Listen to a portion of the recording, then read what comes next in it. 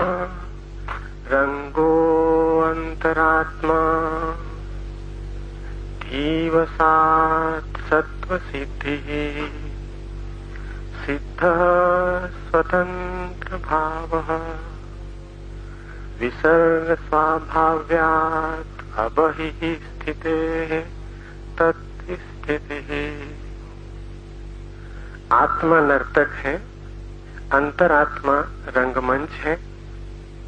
बुद्धि के वश होने से सत्व की सिद्धि होती है और इससे सहज ज्ञातृत्व तथा सहज कर्तृत्व रूप स्वातंत्र्य फलित होता है। स्वतंत्र स्वभाव के कारण वह अपने से बाहर भी जा सकता है और वह बाहर स्थित रहते हुए अपने अंदर भी रह सकता है। सूत्रों में प्रवेश के पहले कुछ बातें समझ लें। फ्रेडरिक नीत्शे ने कहीं कहा है कि मैं केवल उस परमात्मा में विश्वास कर सकता हूं जो नाच सकता हो। उदास परमात्मा में विश्वास करना केवल बीमार आदमी का लक्षण। बात में सच्चाई है। तुम अपने परमात्मा को अपनी ही प्रतिमा में ढालते हो।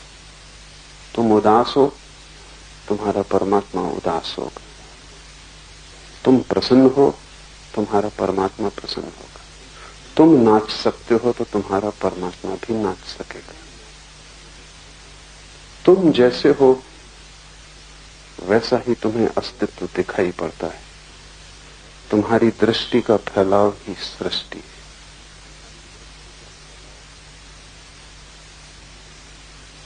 और जब तक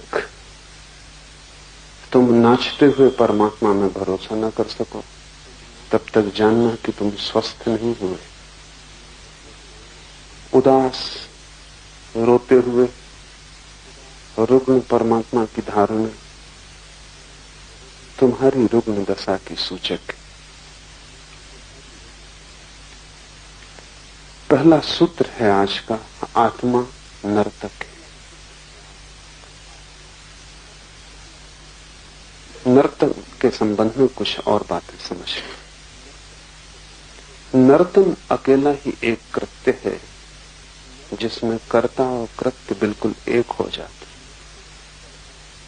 कोई आदमी चित्र बनाए तो बनाने वाला अलग और चित्र अलग हो जाता। कोई आदमी कविता बनाए तो कवि और कविता अलग हो जाती। कोई आदमी मूर्ति गढ़े तो मूर्तिकार और मूर्ति अलग हो जाती। सिर्फ नर्तन एकमात्र कृत्य है जहां नर्तक और नृत्य एक होता है। उन दोनों को अलग नहीं किया जा सकता। अगर नर्तक चला जाएगा, नृत्य चला जाएगा, और अगर नृत्य खो जाएगा तो उस आदमी को जिसका नृत्य खो गया नर्तक कहने का कोई अर्थ नहीं। वे दोनों संयुक्त थे। इसलिए परमात्मा को नर्तक कहना सार्थक है। ये सृष्टि उससे भिन्न नहीं, ये उसका नृत्य है, ये उसकी कृति नहीं है, ये कोई बनाई हुई मूर्ति नहीं है कि परमात्मा ने बनाया और वो अलग हो गया। प्रतिपल परमात्मा इसके भीतर मौजूद है। वो अलग हो जाएगा तो नर्तन बंद हो जाएगा। और ध्यान रहे कि नर्तन बंद हो जाएगा तो परमात्मा भी खो जाएगा, वो बच नहीं सकते। फूल फूल में, पत्ते पत्ते में, कण कण में वह प्रकट हो रहा है। सृष्टि कभी पीछे अतीत में होकर समाप्त नहीं हो गई, प्रतिपल हो रही है। प्रतिपल सृजन का कृत्य जारी है। इसलिए सब कुछ नया है। परमात्मा नाच रहा है, बाहर भी भीतर भी। आत्मा नर्तक है, इसका अर्थ है कि तुमने जो भी किया है, तुम जो भी कर रहे हो और करोगे, वो तुमसे भिन्न नहीं, वो तुम्हारा ही खेल है। अगर तुम दुख झेल रहे हो तो ये तुम्हारा ही चुनाव है। अगर तुम आनंद मग्न हो, ये भी तुम्हारा चुनाव है, कोई और जिम्मेवार नहीं। मैं कॉलेज में प्रोफेसर था, नया नया वहां पहुंचा। कॉलेज बहुत दूर था गांव से, और सभी प्रोफेसर अपना खाना लेकर साथ ही आते थे और दोपहर को एक टेबल पर इकट्ठे होते। संयोग की बात थी, मैं जिनके पास बैठा था उन्होंने अपना टिफिन खोला, झांक के देखा और कहा, फिर वही आलू की सब्जी और रोटी। मुझे लगा कि उन्हें शायद आलू की सब्जी और रोटी पसंद नहीं, लेकिन नया था, मैं कुछ बोला नहीं। दूसरे दिन फिर वही हुआ। उन्होंने फिर डब्बा खोला और कहा कि फिर वही आलू की सब्जी और रोटी। तो मैंने उनसे कहा कि अगर आलू की सब्जी और रोटी पसंद नहीं तो अपनी पत्नी को कहे कि कुछ और बनाए। उन्होंने कहा, पत्नी कहाँ, मैं खुद ही बनाता हूं।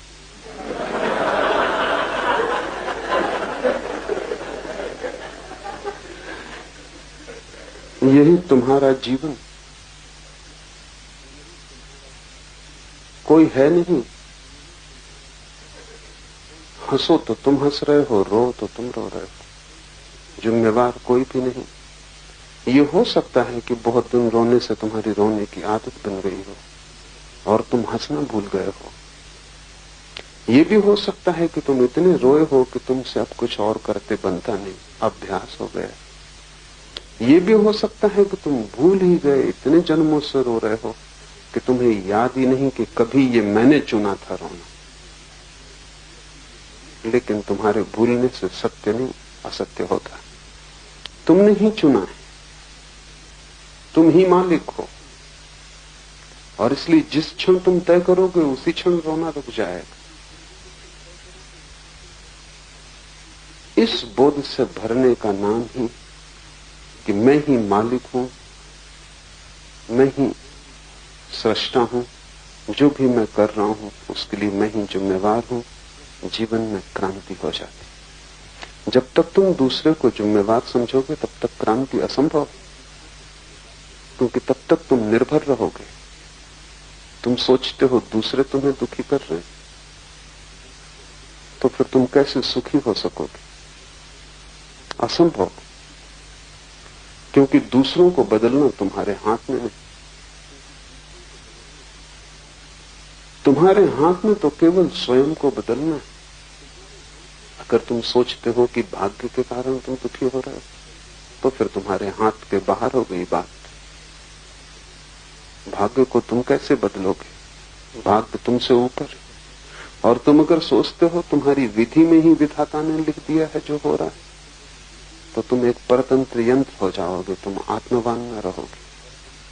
आत्मा का अर्थ ही यह है कि तुम स्वतंत्र हो, और चाहे कितनी ही पीड़ा तुम भोग रहे हो, तुम्हारे ही निर्णय का फल है। और जिस दिन तुम निर्णय बदलोगे उसी दिन जीवन बदल जाएगा। फिर जीवन को देखने के ढंग पर सब कुछ निर्भर करता है। मैं मुल्ला नसरुद्दीन के घर में मेहमान था। सुबह बगीचे में घूमते वक्त अचानक मेरी आंख पड़ी, देखा कि पत्नी ने एक प्याली नसरुद्दीन के सिर की तरफ फेंकी। लगी नहीं सिर में, दीवार से टकरा के चकनाचूर हो गई। नसरुद्दीन ने भी देख लिया कि मैंने देख लिया है, तो वो बाहर आया और उसने कहा, क्षमा करें, आप कहीं कुछ और ना सोच लें, हम बड़े सुखी। ऐसे कभी कभार पत्नी चीजें फेंकती है, मगर इससे हमारे सुख में कोई भेद नहीं पड़ता। मैं थोड़ा हैरान हुआ। मैंने पूछा, थोड़ा विस्तार से कहो। तो उसने कहा, अगर उसका निशाना लग जाता है तो वो खुश होती है, और अगर चूक जाता है तो मैं खुश होता हूं। वैसे हमारी खुशी में कोई भेद नहीं पड़ता है। और कभी कभी निशाना लगता है, कभी कभी चूकता, हम दोनों खुश हैं। जिंदगी को देखने के ढंग पर निर्भर करता है। तुम ही बनाते हो, फिर तुम ही देखते हो, फिर तुम ही व्याख्या करते हो। तुम बिल्कुल अकेले हो। तुम्हारे संसार में कोई दूसरा कभी प्रवेश नहीं करता, प्रवेश कर भी नहीं सकता। कोई प्रवेश भी करता है तो वो तुमने ही आज्ञा दी। इससे एक कठिनाई है, इसीलिए तुम इसे भूले हुए हो। कठिनाई यह है कि यह अनुभव करना कि मैं ही जिम्मेवार हूं, तब तुम दुखी न हो सकोगे। और अगर दुखी होना चाहते हो तो शिकायत न कर सकोगे। और उन दोनों में बड़ा रस है, दुखी होने में भी बड़ा रस है। क्योंकि जब तुम दुखी होते हो तब तुम शहीद होते हो। शहीदगी का बड़ा मजा है। जब तुम दुखी होते हो तब तुम सहानुभूति मांगते हो। सहानुभूति में बड़ा रस है। इसलिए तो लोग अपने दुख की कथा एक दूसरे को बढ़ा चढ़ा के सुनाते रहते। क्या कारण होगा कि लोग दुख की इतनी कथा सुनाते रहते? कोई सुनना भी नहीं चाहता। कौन उत्सुक है तुम्हारे दुख में? और दुख की बातें सुन के दूसरा भी उदास ही होगा। कोई दूसरे के जीवन में फूल तो नहीं खिल जाएंगे। लेकिन तुम सुनाए जा रहे हो, और दूसरा तभी तक सुनता है जब तक उसे आशा रहती कि तुम भी उसकी सुनोगे, अन्यथा वो खिसक जाए। तुम उन्हीं आदमियों को कहते हो कि उबाने वाले हैं जो तुम्हें बोलने का मौका ही नहीं देते। तो एक समझौता है, तुम हमें उबाओ, हम तुम्हें उबाएं। तुम अपने दुख की कथा कह के हमें परेशान करो, हम अपने दुख की कथा कह के तुम्हें परेशान करें और बराबर हो जाएं। क्यों आदमी दुख की इतनी चर्चा करता है? क्या कारण? सहानुभूति की अपेक्षा रखता है। दुख की बात करेगा तो कोई पुचकारेगा, सहलाएगा, कोई कहेगा कि बड़े दुखी हो। दूसरे का प्रेम मांग रहे हो तुम दुख के द्वारा। इसलिए दुख में तुम्हारा बड़ा इन्वेस्टमेंट है, उसमें तुमने बहुत अपनी संपत्ति लगाई। जब भी तुम दुखी होते हो तभी तुम्हें थोड़ी सी आशा चारों तरफ से मिलती। लोग तुम्हें सहारा देते मालूम पड़ते हैं, सहानुभूति दिखलाते। प्रेम तुम्हें जीवन में मिला नहीं है और सहानुभूति कचरा है। लेकिन प्रेम के लिए वही निकटतम परिपूरक है। जिसको असली सोना न मिला हो वो फिर नकली सोने से काम चलाने लगता है। सहानुभूति नकली प्रेम। आकांक्षा तो प्रेम की थी, लेकिन प्रेम को तो अर्जित करना होता है, क्योंकि प्रेम केवल उसी को मिलता है जो प्रेम दे सकता है। प्रेम दान का प्रतिफल है। तुम देने में असमर्थ हो, तुम सिर्फ मांग रहे हो। तुम भिखमंगे हो, तुम सम्राट नहीं। और मांगते हो तो जितने ज्यादा दुखी हो उतनी ही आसानी हो जाती। भिखमंगे को रास्ते पे देखो, वो झूठे घाव अपने शरीर पे बनाए हुए, वो घाव असली नहीं, वो मवाद ऊपर से लगाई गई। लेकिन जब वो बिल्कुल दुख से भरा होता तब तुमको भी ना करना मुश्किल हो जाता। गिलानी होती, अहंकार को चोट लगती कि इतने दुखी आदमी को कैसे ना करो। अगर वो स्वस्थ तगड़ा तो तुम भी कहोगे कि मुस्तंदे हो, कुछ करो।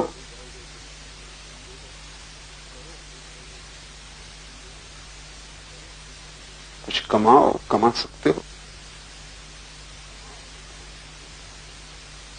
लेकिन दुखी आदमी को देख के तुम बोल नहीं पाते। तुम्हें सहानुभूति दिखानी ही पड़ती, चाहे झूठी ही सही। इसलिए तुम दुख को पकड़े हो, क्योंकि तुम्हें प्रेम नहीं मिला। जिसको प्रेम मिला है जीवन में वो आनंदित होगा, वो आनंद को पकड़ेगा, दुख को नहीं। दुख पकड़ने जैसा नहीं। फिर तुम्हें सुविधा है शिकायत करने में, क्योंकि जब भी तुम कहते हो दूसरे तुम्हें दुखी कर रहे हैं तब जिम्मेवारी का बोझ हट जाता है। और जब मैं तुमसे कहता हूं और सारे शास्त्र तुमसे कहते हैं, सारे बुद्ध पुरुषों ने एक ही बात कही है कि तुम ही जिम्मेवार हो, कोई और नहीं, तब बड़ा बोझ मालूम पड़ता है। सबसे बड़ा बोझ तो ये मालूम पड़ता है कि अब शिकायत तुम किसी पर फेंक नहीं सकते। और उससे भी बड़ा बोझ इस बात का पड़ता है कि अब तुम सहानुभूति किससे मांगोगे अगर तुम ही जिम्मेवार हो। और भी गहरे में ये कठिनाई खड़ी होती है कि अगर तुम ही जिम्मेवार हो तो बदलाहट की जा सकती है। और बदलाहट करना एक क्रांति, एक रूपांतरण से गुजरना है। तुम्हारी पुरानी आदतें हैं वो सभी तोड़नी होंगी। तुम्हारा एक पुराना ढांचा है वो सभी गलत है। अब तक तुमने जो मकान बनाया है वो पूरा का पूरा नर्क है, लेकिन तुमने ही बनाया है, चाहे कितना ही बड़ा बना लिया हो, उसे पूरा गिराना पड़ेगा। अतीत का सारा श्रम व्यर्थ जाता मालूम पड़ता है। इसलिए तुम इस सत्य से बचने की कोशिश करते हो, लेकिन जितने तुम बचोगे उतने ही तुम भटकोगे। पहली बात समझ लो कि तुम ही केंद्र हो अपने अस्तित्व के, कोई जिम्मेवार नहीं। और कितना ही बोझ मालूम पड़े, लेकिन तुम ही जिम्मेवार हो। इस सत्य को अगर स्वीकार कर लोगे तो जल्दी ही सारे दुख खो जाएंगे। क्योंकि एक बार ये साफ हो जाए कि मैं ही बना रहा हूं अपना खेल, तो मिटाने में कितनी देर लगती है, तब कोई दूसरा नहीं। और फिर अगर तुम दुख में ही रस लेना चाहते हो तो तुम्हारी मर्जी, लेकिन फिर शिकायत करने का कोई कारण नहीं। अगर तुम संसार में ही भटकना चाहते हो तुम्हारी मौज, अगर तुम नरक ही जाना चाहते हो तो तुम्हारा चुनाव, लेकिन फिर शिकायत का कोई कारण नहीं। तब तुम प्रसन्नता से दुख में जियो। ये सूत्र इसी अर्थ में बड़े कीमती हैं। पहला सूत्र है आत्मा नर्तक है। तुम्हारे कृत्य और तुम्हारा अस्तित्व अलग अलग नहीं। तुम्हारे कृत्य तुम्हारे ही अस्तित्व से निकलते, जैसे नृत्य निकलता है नर्तक से। और नर्तक अगर चिल्लाने लगे कि मैं इस नृत्य से परेशान हूं, मैं इसे नहीं करना चाहता, तो तुम क्या कहोगे? तुम कहोगे रुक जाओ, ठहर जाओ। कौन तुमसे कहता है कि नाचो?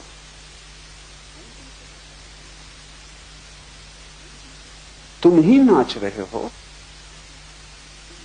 रुक जाओ अगर ये सब व्यर्थ है और तुम्हें रस कर और प्रीति कर नहीं, और अगर तुम्हें दुख मिलता है तो रुको, ठहरो, नृत्य खो जाएगा। आत्मा नर्तक है, इसका अर्थ यह है कि तुमने जो भी किया है तुमने ही किया, तुमसे ही निकला है। जैसे वृक्षों से पत्ते निकलते हैं, ऐसे तुम्हारे अस्तित्व से तुम्हारे कृत्य निकलते हैं। रुक जाओ और कृत्य खो जाएंगे। और दूसरी बात समझ लेनी जरूरी है, आत्मा नर्तक है। अगर तुम्हारे दुख के नृत्य को, इस विषाद और संताप से भरे जीवन को तुम रोक दोगे तो नर्तन तो नहीं रुकेगा, नर्तन का रूप बदलेगा। क्योंकि नर्तन तो रुक ही नहीं सकता, वो तुम्हारे जीवन का अंग है, वो तुम्हारा स्वभाव है। नाचते तो तुम रहोगे ही, लेकिन तब आंसू नहीं होंगे, मुस्कुराहट होगी। तब तुम्हारे नृत्य में एक गीत होगा, एक पुलक होगी, एक आनंद होगा, एक हर्षोन्माद होगा, एक मस्ती होगी। अभी तुम्हारा नृत्य नारकी, तब स्वर्गीय होगा। मुसलमान फकीर हुआ इब्राहिम, कभी सम्राट था, फिर फकीर हुआ। वो भारत यात्रा पर आया था और उसने एक साधु को पूछा, क्योंकि साधु उदास दिखा। अक्सर साधु उदास होते हैं क्योंकि उनकी जिंदगी का रस उनकी गृहस्थी में था, कोई दूसरा रस वो जानते नहीं, और गृहस्थी छोड़ बैठते, सब रस खो जाते। दुखी भला ना हो लेकिन उदास होते। दुख और उदास में थोड़ा फर्क है। दुख का अर्थ है कि उदासी में एक तीव्रता है, उदासी में भी एक जोर खरोश है, उदासी में एक बाढ़। दो तरह की बाढ़ होती है, एक दुख की बाढ़ होती है, एक सुख की बाढ़ होती है। एक जब तुम उदासी से इतने भर जाते हो कि आंसू बहने लगते हैं, एक जब तुम खुशी से इतने भर जाते हो कि आंसू बहने लगते हैं। दोनों बाढ़। जब कोई आदमी संसार को छोड़कर भाग जाता है क्योंकि उसे लगता है यहां दुख है, तो यहां सुख है वो भी छूट जाता, तब वो उदास हो जाता। कोई बाढ़ नहीं आती, ना सुख की ना दुख की। तुम अपने साधुओं को, सन्यासियों को जाके देखो, वे मुर्दा हैं, जैसे जीते जी मर गए।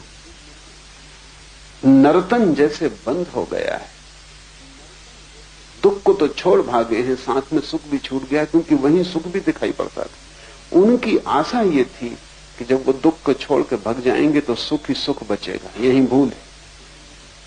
संसार में दुख है, वहां सुख भी है। तुम सुख को तो बचाना चाहते हो, दुख को छोड़ना चाहते हो। दुख को छोड़ के भागते हो, सुख भी छूट जाते।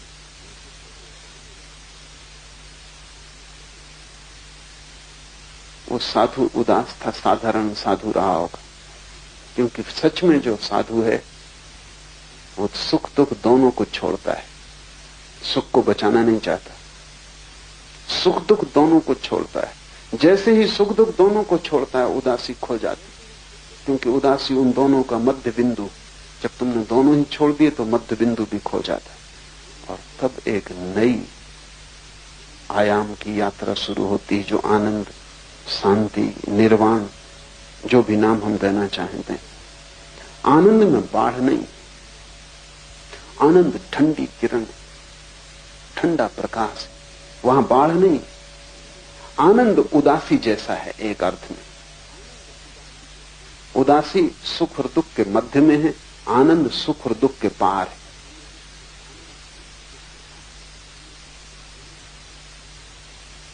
उदासी एक स्थिति है अंधकार की, जहां सब शिथिल हो गया, मृत्यु की, जहां सब आलस्य में पड़ गया। आनंद एक सतेज अवस्था है जागृति की, लेकिन न वहां सुख है न दुख है। इस संबंध में आनंद भी उदासी जैसा है। वहां न सुख है न दुख है। वहां प्रकाश तो है, लेकिन प्रकाश सुख जैसा नहीं, क्योंकि सुख के प्रकाश में भी तीव्रता होती है और पसीना आ जाता है। सुख से भी लोग इसीलिए थक जाते। तुम ज्यादा देर सुखी नहीं रह सकते, क्योंकि सुख थकाएगा, उसमें त्वरा है, तीव्रता है, बुखार है। अगर तुम रोज रोज लॉटरी मिलने लगे, तुम मरोगे, तुम जिंदा ना बचोगे। बस वो एक आध बार मिले तो ठीक, क्योंकि रोज रोज मिलने लगे तो इतना ज्यादा हो जाएगा तनाव कि तुम सो ना सकोगे, छाती इतनी धड़केगी कि तुम विश्राम न कर सकोगे। एक्साइटमेंट, उत्तेजना इतनी होगी कि वो तुम्हारी हत्या बन जाएगी। इसलिए सुख हमेशा होम्योपैथी की मात्रा में झेला जा सकता है। एलोपैथी की मात्रा तुम न झेल सकोगे। बस जरा जरा सी पुड़िया में मिलता है, काफी दुख, थोड़ा सा सुख, बस उतनी झेला जा सकता है, क्योंकि वो भी तनाव, उसमें भी गर्मी, उत्ताप है। दुख भी तनाव, सुख भी तनाव है, दोनों में उत्तेजना है। आनंद अनुत्तेजित चित्त की दशा है। वहां प्रकाश तो है लेकिन ताप नहीं। वहां नृत्य तो है लेकिन उत्तेजना नहीं। वहां एक शांत मौन नृत्य, जहां कोई आवाज नहीं होती। वहां शून्य में नर्तन, जिससे कोई थकान नहीं आती। वो शरीर का नहीं है। सुख और दुख दोनों शरीर के। आत्मा का है आनंद, वो एक दूसरा ही नर्तन। वो साधु साधारण साधु था, जैसे तुम्हें सब जगह मिल जाएंगे। इब्राहिम ने उस साधु को उदास देखा तो हैरान हुआ, क्योंकि इब्राहिम की धारणा थी कि साधु आनंदित हो जाना चाहिए।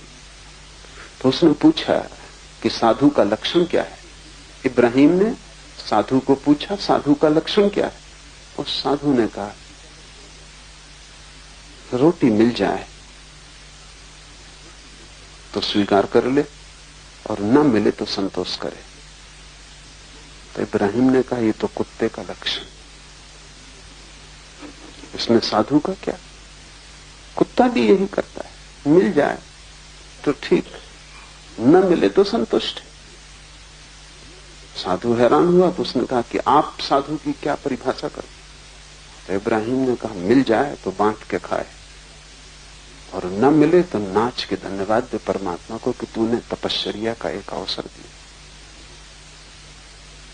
साधु की परिभाषा, मिल जाए तो बांट के खाए, जो भी मिले उसे बांटे, वही साधु। उसे पकड़े और रोके तो ग्रस्त है, बचाए तो ग्रस्त है, बांटे तो साधु। वो चाहे आनंद हो, चाहे ज्ञान हो, कुछ भी हो, चाहे ध्यान हो, जो भी मिल जाए उसे बांट दे। क्योंकि बड़े मजे की बात है, इस संसार में जो चीजें हैं अगर तुम उन्हें बांटो तो वो कम हो जाएंगी, इसलिए आदमी पकड़ते। तुम तिजोरी को बांटोगे तो ज्यादा दिन तिजोरी बचेगी नहीं, क्योंकि संसार में सभी सीमित, बांटा की गया, इसलिए संसार में सीमित को पकड़ना पड़ता है। पर इस आदत को आत्मा में ले जाने की कोई जरूरत नहीं। वहां संपदा असीम, वहां जितना बांटो उतना बढ़ता है, जितना उलीचो उतना नया आता है। सागर है अनंत। इब्राहिम ठीक कहता है कि मिले तो बांट के खा ले, अकेला ना खाए, बांटे। न मिले तो नाच के धन्यवाद दे। संतोष काफी नहीं है, क्योंकि संतोष में तो उदासी। लोग अक्सर कहते हैं कि संतोषी सदा सुखी, गलती में। संतोषी सुखी नहीं होता। संतोषी सिर्फ सुख मानता है, भीतर गहरे में दुखी होता है, लेकिन कुछ भी नहीं कर पाता अवश्य, इसलिए संतोष को धार लेता है। न संतोषी नहीं। संतोष तो उदासी का हिस्सा है। सह लिया, ज्यादा शोरगुल न मचाया, शिकायत न की, ये मरे हुए चित्त का लक्षण हुआ। इब्राहिम ने कहा कि न मिले तो नाच के धन्यवाद दे कि तूने एक अवसर दिया, तपश्चर्या, आज उपवास होगा। मिले तो धन्यवाद, क्योंकि बांटा, फैलाया। न मिला तो धन्यवाद। साधु के आनंद को नष्ट नहीं किया जा सकता, और तुम्हारे दुख को नष्ट भी किया जाए तो ज्यादा से ज्यादा उदासी फलित होगी। तुम किसी तरह दुख को छोड़ भी दो तो बस उदास हो जाते हो। तुम्हें दुख भी संलग्न रखता है, काम में लगाए रखता है। तुमने ख्याल नहीं किया, अगर तुम्हारे सब दुख छिन जाएं तो तुम आत्महत्या कर लोगे, क्योंकि तुम करोगे क्या फिर? कुछ बचेगा नहीं करने को। बाप काम में लगा है क्योंकि बेटों को पढ़ाना है, शादी करनी है। सबकी शादी हो जाए, सबका काम निपट जाए इसी वक्त, तो बाप क्या करेगा? जिंदगी बेकार मालूम होगी। बेकार की चीजों में तुम्हें कारोबार मिला हुआ है, उससे तुम्हें लगता है तुम कुछ कर रहे हो, महत्वपूर्ण हो, जरूरी हो। तुम्हारे बिना दुनिया ना चलेगी। बेटे का क्या होगा, पत्नी का क्या होगा? इससे तुम्हारे अहंकार को सहारा मिलता है कि तुम आवश्यक हो, तुमसे ही सब चल रहा है। हालांकि सब तुम्हारे बिना भी चलता रहेगा। तुम नहीं थे तब भी चल रहा था, तुम नहीं होगे तब भी चलेगा, लेकिन बीच में थोड़ी देर को तुम सपना देख लेते हो अपने जरूरी होने का। तो ज्यादा से ज्यादा तुम अगर दुख को छोड़ो भी तो तुम संतोष कर सकते हो। संतोष में दुख छिपा हुआ है। संतोष ऊपर ऊपर है, भीतर दुख का घाव, वो मलहम पट्टी, वो उपचार नहीं। न साधु संतोषी नहीं होता, साधु आनंदित होता है। परिस्थिति कोई भी हो, मिलेगा तो बांट के आनंदित होगा, नहीं मिलेगा तो न मिलने में भी नाचेगा और आनंदित होगा। आत्मा का स्वभाव नर्तन है, और आत्मा दो तरह से नाच सकती है। इस तरह से नाच सकती है कि चारों तरफ दुख का जाल पैदा हो जाए, चारों तरफ उदासी भर जाए, चारों तरफ अंधकार पैदा हो। और आत्मा ऐसे भी नाच सकती है कि चारों तरफ किरणें नाचने लगे और चारों तरफ फूल खिल जाएं। सन्यास आनंद का नृत्य है और ग्रस्त दुख का नृत्य। नर्क कहीं और नहीं। तुम इस आशा में मत बैठे रहना कि नर्क कहीं और। नर्क तुम्हारे गलत नाचने का ढंग है, जिससे दुख पैदा होता है। स्वर्ग भी कहीं और नहीं, स्वर्ग तुम्हारे ठीक नाचने का ढंग है। जिससे तुम जहां भी हो वहां स्वर्ग पैदा हो जाता है। स्वर्ग तुम्हारे नृत्य का गुण, नर्क भी तुम्हारे नृत्य का गुण। तुम नाचना नहीं जानते, लेकिन सदा तुम सोचते हो कि आंगन टेढ़ा है, इसलिए नाच ठीक नहीं हो रहा। आंगन टेढ़ा जरा भी नहीं, और जिससे नाचना आता है टेढ़ा आंगन भी ठीक है, कोई फर्क नहीं पड़ता है। और जिससे नाचना नहीं आता उसके लिए बिल्कुल ठीक ज्यामिति से बनाया गया 90 कोणों का आंगन भी नाचना नहीं आ जाएगा इससे। मैंने सुना है एक आदमी आंख के ऑपरेशन के लिए गया। ऑपरेशन के पहले डॉक्टर से उसने पूछा कि मुझे बिल्कुल दिखाई नहीं पड़ता, मुझे दिखाई पड़ना शुरू हो जाए। डॉक्टर ने चिकित्सा के पहले परीक्षा की, कहा कि बिल्कुल। उस आदमी ने कहा क्या मैं पढ़ भी सकूंगा? डॉक्टर ने कहा बिल्कुल। फिर उस आदमी की आंखें ठीक हो गई, उसे दिखाई भी पड़ने लगा। वो बड़ा नाराज एक दिन डॉक्टर के घर पहुंचा और उसने कहा कि तुम झूठ बोले, पढ़ तो मैं अब भी नहीं सकता। डॉक्टर ने कहा तुम्हें सब दिखाई पड़ने लगा, पढ़ क्यों नहीं सकते? उसने कहा पढ़ना तो मुझे आता ही नहीं। आंख भी ठीक हो जाए और पढ़ना ना आता हो तो पढ़ना नहीं आ जाएगा। आंगन कितना ही सीधा हो जाए, नाचना ना आता हो तो नाचना आंगन के सीधे होने पर निर्भर नहीं, वो सीखना पड़ेगा। और ध्यान रहे कोई और सिखाने वाला नहीं, तुम बिल्कुल अकेले हो। इशारे बुद्ध पुरुष दे सकते हैं, लेकिन सीखना तुम्ही को पड़ेगा। कोई तुम्हें हाथ पकड़ा के सिखा नहीं सकता। वो जीवन का नृत्य इतना भीतर है, इतना गहरा है कि वहां बाहर के हाथ पहुंच नहीं सकते। वहां तुम्हारे सिवाय किसी का प्रवेश नहीं, वहां तुम निपट अकेले हो, बाकी सब बाहर है। आत्मा नर्तक है। सुख और दुख दो ढंग से आत्मा नाच सकती। अगर तुम दुखी हो तो तुमने गलत ढंग सीख लिए हैं नाचने के। ढंग को बदलो, किसी को ऊपर दोष मत डालो, कोई शिकायत मत करो।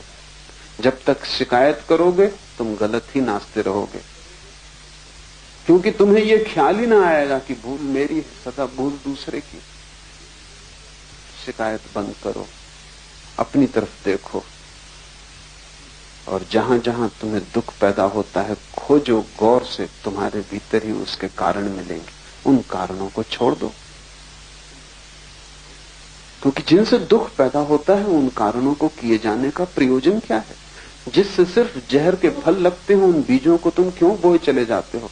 हर वर्ष क्यों फसल काट लेते हो उनकी?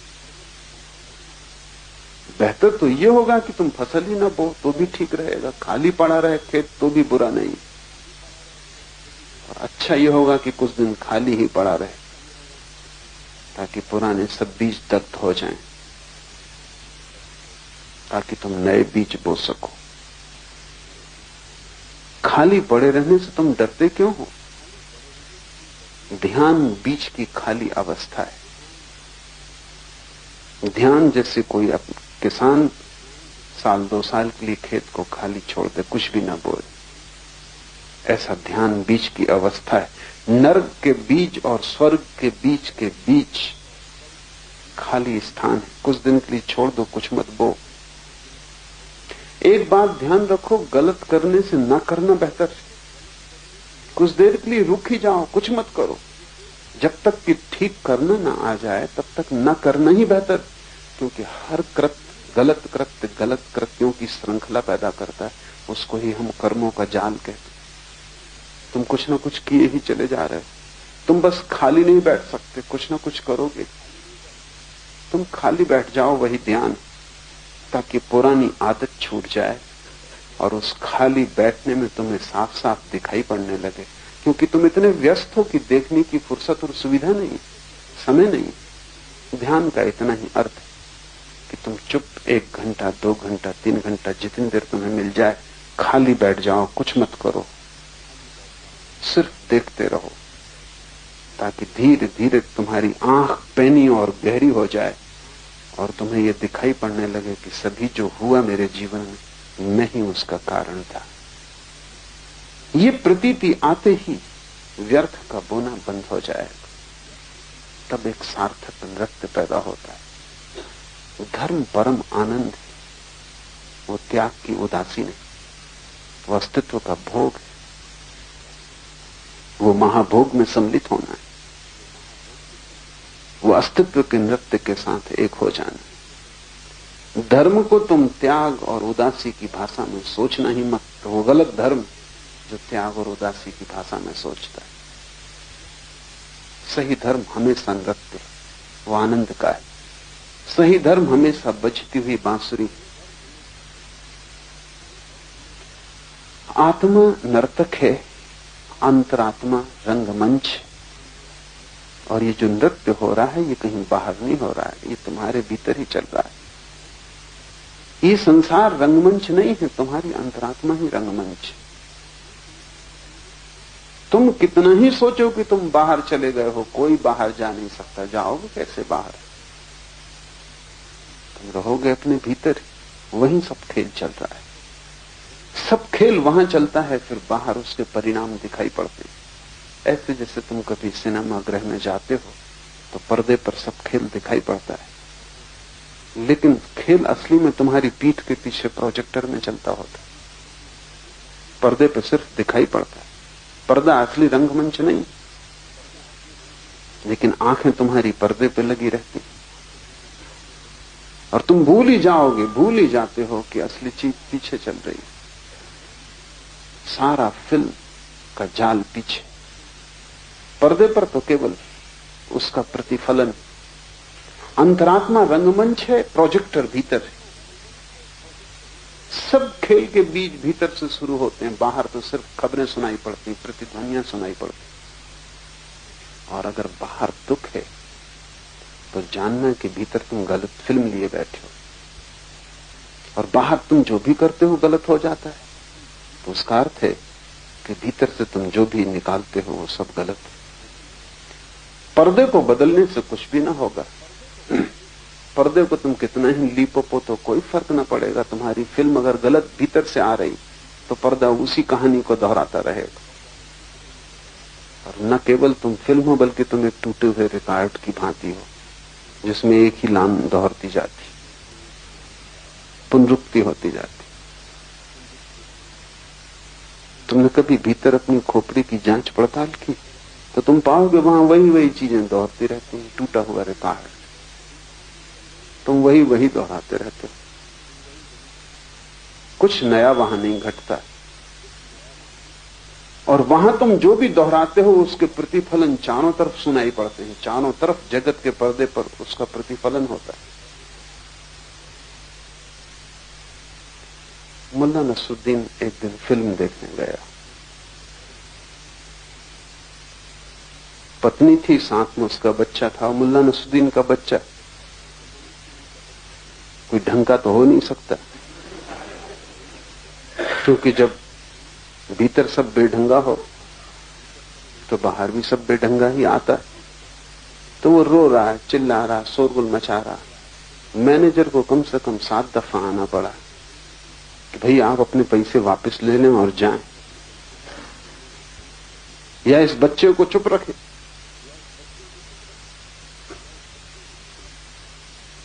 मगर वो काहे को चुप रहने वाला, वो बार बार मैनेजर को आना पड़ा। नसरुद्दीन सुन लेता और चुप बैठा देखता रहा। जब फिल्म बिल्कुल आखिरी करीब आने लगी तो उसने अपनी पत्नी से पूछा, क्या ख्याल है, फिल्म ठीक के गलत? पत्नी ने कहा बिल्कुल बेकार। तो उसने कहा देर मत कर, जोर से चिमटी ले दे लड़के को, ताकि पैसे वापस न और घर जाए।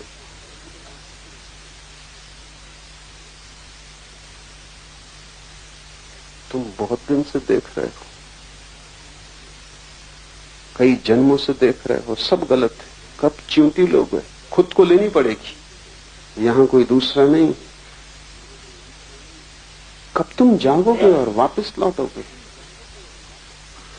और क्या जरूरत है इस गलत को देखने की जो तुम्हें कष्ट से भर रहा है, जो तुम्हें पीड़ा और बोझ दे रहा है, सिवाय संताप के और दुख स्वप्नों के, जिससे कुछ भी पैदा नहीं होता। इस भवन को तुम छोड़ सकते हो। इस भवन में तुम अपने ही कारण रुके हो, क्यों देर कर रहे हो?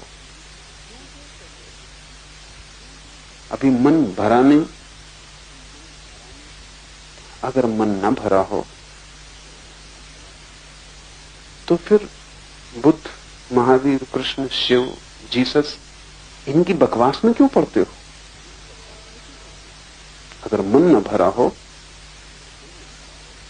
तो इनकी बातें मत सुनो, इनसे दूर रहो, इनसे बचो, क्योंकि ये केवल उनके लिए ही सार्थक है जिनका मन भर गया हो और जिन्होंने फिल्म काफी देख ली, जो ऊब गए वहां से, जो अब नर्क से बेचैन हो गए और एक स्वर्गीय नृत्य की आकांक्षा जिनमें जग गई, जिनकी अभीप्सा परमात्मा के लिए है।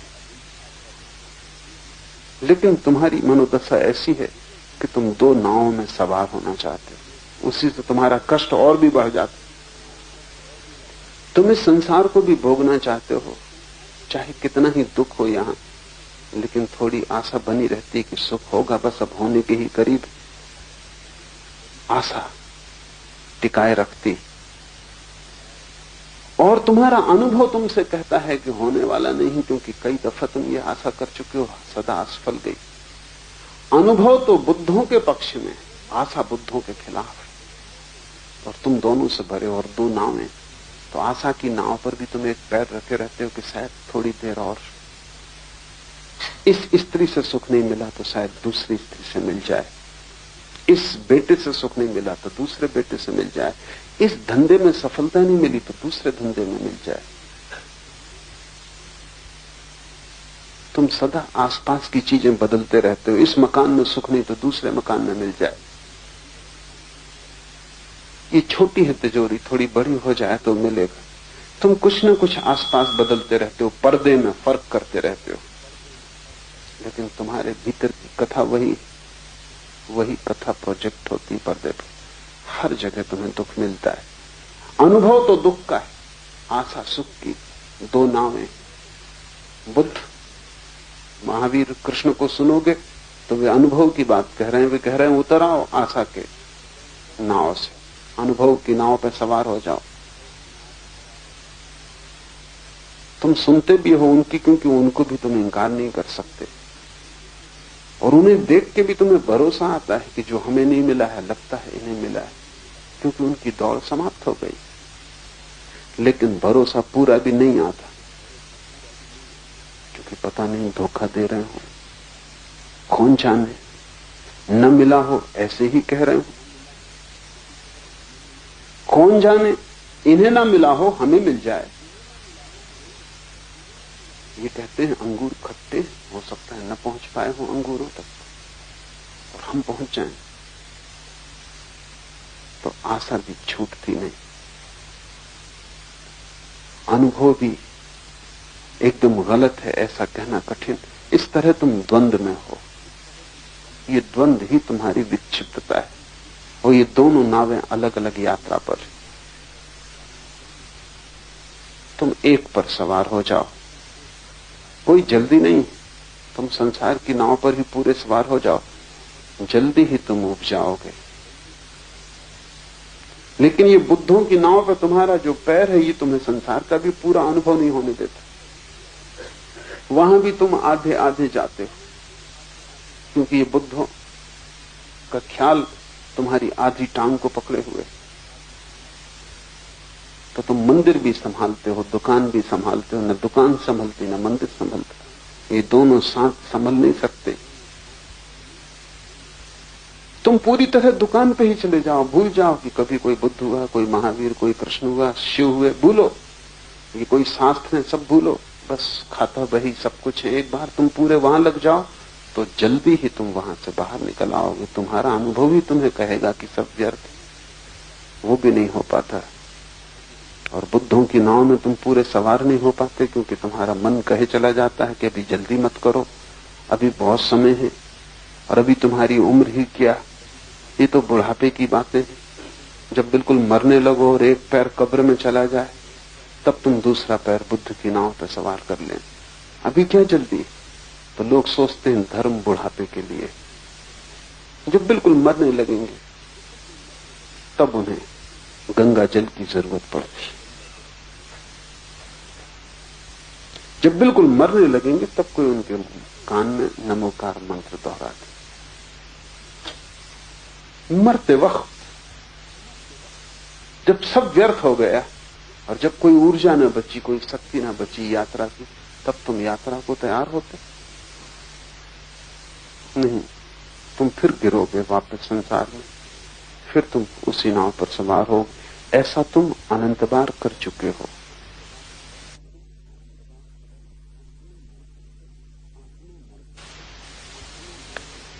आत्मा नर्तक है, अंतरात्मा रंगमंच है। ध्यान रखो, जो भी तुम्हें बाहर दिखाई पड़ता है वो तुमने भीतर से बाहर डाला है। तुम जीवन में वही देखते हो जो तुम डालते हो, और तुम्हारे जीवन में भी कई मौके आते हैं। मैंने सुना है एक मुसाफिर खाने में 3 यात्री मिले। एक बूढ़ा था 60 साल का, एक कोई 45 साल का अधेड़ आदमी था, और एक कोई 30 साल का जवान था। तीनों बातचीत में लग गए। उस जवान आदमी ने कहा, कल रात एक ऐसी स्त्री के साथ मैंने बिताई कि इससे सुंदर स्त्री संसार में दूसरी नहीं हो सकती, और जो सुख मैंने पाया अवर्णनीय। 45 साल के आदमी ने कहा, छोड़ो बकवास, बहुत स्त्रियां मैंने देखी, वो सब अवर्णनीय जो सुख मालूम पड़ते हैं, कुछ अवर्णनीय नहीं है, सुख भी नहीं। सुख मैंने जाना कल रात, राजभोज में आमंत्रित था।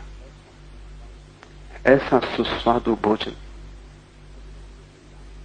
कभी जीवन में जाना नहीं।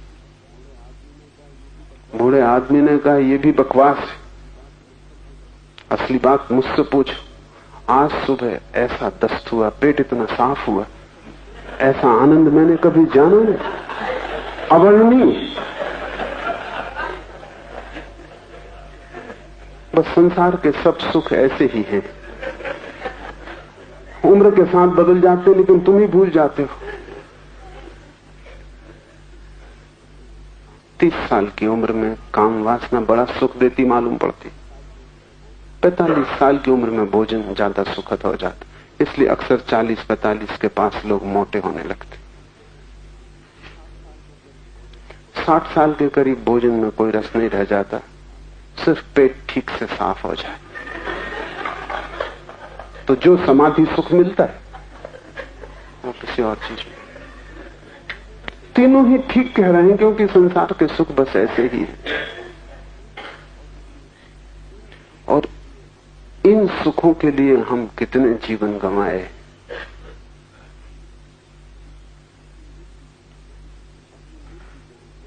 और ये मिल भी जाए तो भी कुछ नहीं मिलता। क्या मिलेगा? अंतरात्मा रंगमंच है, बाहर तुम वही देखते हो जो तुम भीतर से डालते हो। जवान आदमी की आंखों से वासना बाहर जाती, उसका सारा शरीर वासना के तत्वों से भरा है। वो जहां भी देखता है वहां स्त्री दिखाई पड़ती, सब तरफ काम वासना ही उसे पकड़ लेती। मुल्ला नसरुद्दीन जवान था, पत्नी के साथ एक चित्रों की प्रदर्शनी थी, वहां गया। नई नई शादी थी और जगह जगह घूमने का ख्याल था। प्रदर्शनी में बड़े कीमती चित्र थे। एक चित्र के पास नसरुद्दीन रुक गया और देर तक ठहरा रहा, भूल ही गया कि पत्नी भी साथ है। चित्र एक नग्न स्त्री का था, अति सुंदर, और नग्नता बस थोड़े से 2-4 पत्तों से ढकी थी। चित्र का नाम था वसंत। वो ठगा सा खड़ा था। आखिर पत्नी ने उसका हाथ झचकोरा और कहा, क्या पतझड़ की प्रतीक्षा कर रहे हो?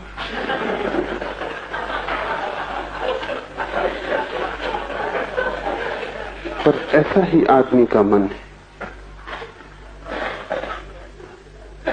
पत्नी ठीक ही पहचानी, पत्नियां अक्सर ठीक पहचान देती।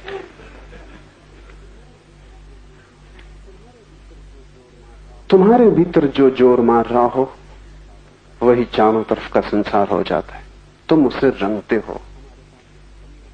हमारे पास एक शब्द है बड़ा बहुमूल्य, दुनिया की किसी भाषा में वैसा शब्द खोजना कठिन है, वो है राग। राग का मतलब आसक्ति भी होता है, राग का मतलब रंग भी होता है। तुम्हारी सब आसक्ति तुम्हारी आंखों से फेंके गए रंग का परिणाम। तुम रंगते हो चीजों को, जिन जिन को तुम रंग लेते हो वहीं राग पकड़ जाता है। राग का अर्थ है तुमने रंग लिया। स्त्री सुंदर नहीं होती, तुम्हारे भीतर काम वासना का रंग होता है तो स्त्री सुंदर दिखाई पड़ती। छोटे बच्चे को कोई फिक्र नहीं है, अभी काम वासना का रंग पका नहीं। बूढ़े का रंग जा चुका, वो तुम्हारी मूर्ता पे हंसता है, हालांकि यही मूर्ता उसने भी की है। तुम भी हंसोगे, लेकिन मूर्ता करते वक्त जो पहचान ले और समझ ले वो जाग जाता है। मूर्ता का रंग जब चला जाए तब हंसने में कोई बहुत अर्थ नहीं, तब तो कोई भी हंसता है। लेकिन जब मूर्ता पकड़े हुए है और रंग जोर में, तब भी तुम जाग जाओ और पहचान लो कि सब भीतर का ही खेल बाहर दिखाई पड़ रहा है। बाहर कुछ भी नहीं, कोरा पर्दा है। अंतरात्मा ही रंगमंच और वही प्रोजेक्टर है और वहीं से हम सारा फैलाव कर रहे हैं।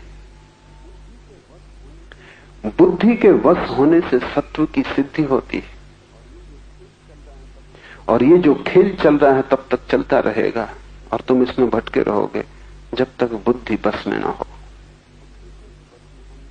बुद्धि के वश में होने से सत्व की सिद्धि हो जाती। जैसे ही तुम्हें ये स्मरण आ जाए कि सारा खेल भीतर से चल रहा है तो फिर संसार को वश में करने की तुम फिक्र छोड़ दोगे। वो कभी किसी के वश में नहीं हुआ, वहां कुछ है भी नहीं, वहां केवल पर्दा है। तुम अपनी बुद्धि को वश में कर लो और सारा संसार तुम्हारे वश में हो जाता है।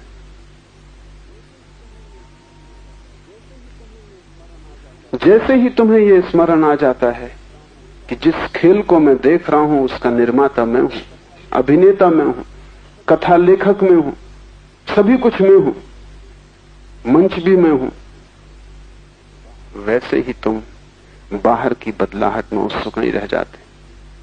तब तुम भीतर मेरी जो मालकियत है उसको पाने में लग जाते हो। वो है बुद्धि की मालकियत। तुम अपनी बुद्धि के मालिक नहीं हो। तुम्हारे विचार तुम्हारे गुलाम नहीं, तुम अपने विचारों के गुलाम। वो तुम्हें जहां ले जाते हैं वहां तुम जाते हो, तुम उन्हें जहां ले जाना चाहते हो वो जाते नहीं। एक छोटे से विचार को भी मोड़ने की कोशिश करो, वो इंकार कर देता है। एक छोटे से विचार को कहो कि शांत हो जाओ, वो बगावत कर देता है। तुम कभी इस तरफ ध्यान ही नहीं देते क्योंकि इतना पीड़ादायी है इस तरफ ध्यान देना कि मैं अपना भी मालिक नहीं और दुनिया के मालिक होने की तुम कोशिश में लगे रहते। और जो अपना ही मालिक नहीं है वो कैसे किसी और का मालिक हो पाएगा। अपने मन को गौर से पहचानो, उसका निरीक्षण करो, तो पहली तो बात ये समझ में आएगी कि मालिक मन हो गया है, आत्मा नहीं, तुम नहीं। मन कहता है ये करो तो तुम्हें करना पड़ता है, ना करो तो मन झंझट खड़ी करता है, ना करो तो मन उदास होता है, उसकी उदासी तुम्हारी उदासी बन जाती। करो तो कहीं पहुंचते नहीं क्योंकि मन अंधा है, उसका आदेश मान के तुम पहुंचोगे भी कहां। मन तो मूर्छा है, वो तो बेहोशी है, उसकी सुनकर तुम कहीं पहुंचने वाले नहीं। तुमने सुना है कि अंधे अगर अंधों का अनुगमन करें तो खड्डों में गिरते हैं, लेकिन यही प्रत्येक कर रहा है। तुम्हारा मन बिल्कुल अंधा है, उसे कुछ भी पता नहीं, और तुम उसका अनुगमन करते हो। जैसे छाया तुम्हारे शरीर का अनुगमन करती है, तुम मन का अनुगमन करते हो। तुम भूल ही गए हो कि मालिक तुम हो। गुलामों के साथ बहुत दिन तक जुड़े रहने पर ऐसा अक्सर हो जाता है। धीरे धीरे गुलाम मालिक हो जाते, क्योंकि जितना तुम उन पर निर्भर होने लगते हो उतनी ही उनकी मालकियत सिद्ध होती चली जाती। सारी साधना एक ही बात की कि मन की मालकियत तोड़ दो। क्या करोगे मन की मालकियत तोड़ने के लिए? पहली बात कि मन की मालकियत तोड़नी हो तो मन के साथ तादात्म्य तोड़ दो। मन में एक विचार उठता है, तुम उस विचार के साथ मत जुड़ो, एक मत हो जाओ। तुम्हारे एक होने से ही उसको ताकत मिलती। तुम दूर खड़े रहो, तुम ऐसे देखते रहो जैसे रास्ते पर लोग चल रहे हैं, तुम किनारे पर खड़े देख रहे हो। तुम ऐसे देखते रहो जैसे आकाश में बादल भटक रहे हैं और तुम दूर जमीन पर खड़े देख रहे हो। अपने को जोड़ो मत विचार से, ये मत कहो ये मेरा विचार। जैसा ही तुमने कहा मेरा कि तुम जुड़ गए, जुड़े कि तुम्हारी शक्ति विचार में चली गई, और वही शक्ति तुम्हें गुलाम बनाती। वो शक्ति भी तुम्हारी है, तुम जुड़ो मत। जैसे जैसे तुम दूर हटोगे, टूटोगे, अलग होगे, वैसे वैसे विचार निर्जीव हो जाता है, निर्वीर्य हो जाता है, उसको ऊर्जा नहीं मिलती। तुम्हारी तकलीफ यह है कि तुम दिए की ज्योति तो बुझाना चाहते हो, लेकिन तेल तुम खुद ही डालते हो। इधर तुम फूंकते हो, उधर तुम तेल डालते हो। तेल डालना बंद करो, पहली बात। पुराना तेल ज्यादा देर नहीं चलेगा, पहले तेल डालना बंद करो। क्या है तेल? जब भी कोई विचार तुम्हें पकड़ता है, क्रोध ने पकड़ा, तुम तत्क्षण क्रोध के साथ एक हो जाते हो। तुम कहते हो मैं क्रोधित हो गया। अब सच्चाई यह है कि तुम क्रोध के साथ इतने एक हो गए कि तुम्हारी पूरी शक्ति क्रोध को मिल रही। तुम छाया हो गए, वो मालिक हो गया। जब क्रोध आए तब तुम दूर खड़े होकर देखो, उठने दो क्रोध को, फैलने दो शरीर में, धुएं की तरह तुम्हें चारों तरफ से घेरेगा, घेरने दो। तुम एक बात स्मरण रखो कि मैं क्रोध नहीं। और जल्दी मत करो कृत्य में उतारने की, क्योंकि कृत्य में उतार लेने पर लौटना मुश्किल है।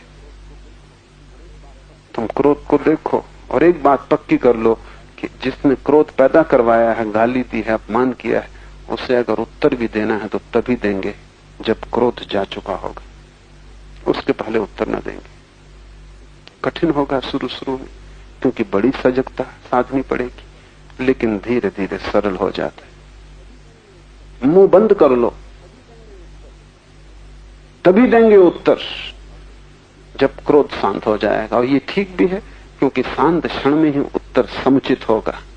क्रोध के क्षण में उत्तर समुचित कैसे होगा? ये तो ऐसा है जैसे कोई नशे में उत्तर देने चला गया। काम वासना मन को पकड़े, दूर से खड़े होकर देखो, फासला बनाओ।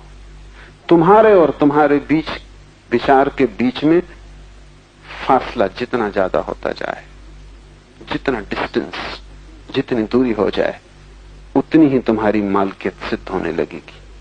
तुम इतने सट के खड़े हो गए हो कि तुम भूल ही गए हो कि दोनों के बीच कुछ जगह है।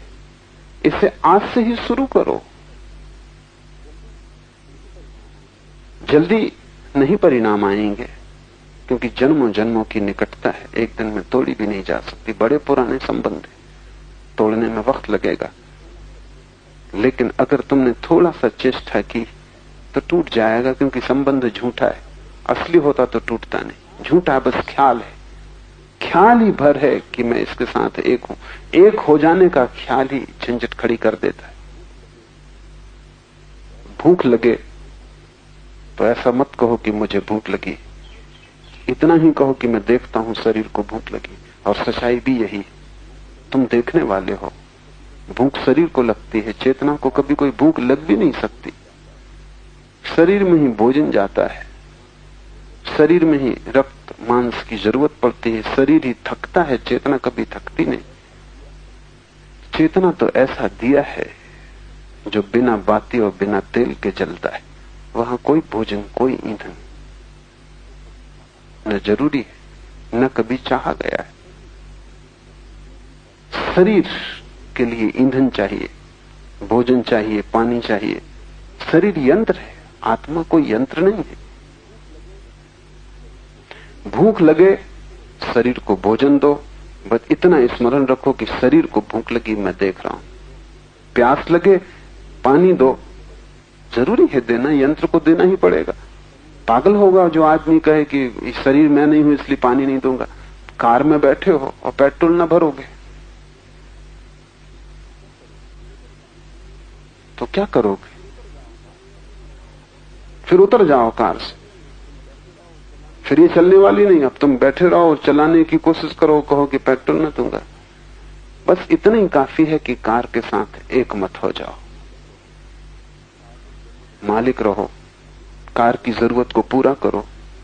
शरीर की जरूरत पूरी करनी है, वो यंत्र है, उसका उपयोग लेना है, और उपयोग बड़ा है, क्योंकि दुख में भी ले जाने में वो सीढ़ी है और आनंद में ले जाने में भी वही सीढ़ी है। शरीर तो एक सीढ़ी है, और सीढ़ी की खूबी होती है कि उसका एक छोर जमीन पे लगा होता है, दूसरा छोर आकाश में लगा होता है। तुम उसी से नीचे उतर सकते हो, तुम उसी से ऊपर चढ़ सकते हो। शरीर के ही माध्यम से तुम नरक तक आए हो, शरीर के माध्यम से ही तुम स्वर्ग तक पहुंचोगे, शरीर के माध्यम से ही तुम मोक्ष तक भी जा सकोगे। वो माध्यम है, उसे संभाल के रखना है, उसकी जरूरतें पूरी करनी है, लेकिन माध्यम के साथ एक हो जाने का कोई कारण नहीं। यंत्र को यंत्र ही रहने दो। फाउंटेन पेन से तुम लिखते हो लेकिन तुम फाउंटेन पेन नहीं हो। पैर से तुम चलते हो लेकिन तुम पैर नहीं हो। शरीर यंत्र है, उसको संभालो, कीमती यंत्र है, उसको खराब मत कर डालना।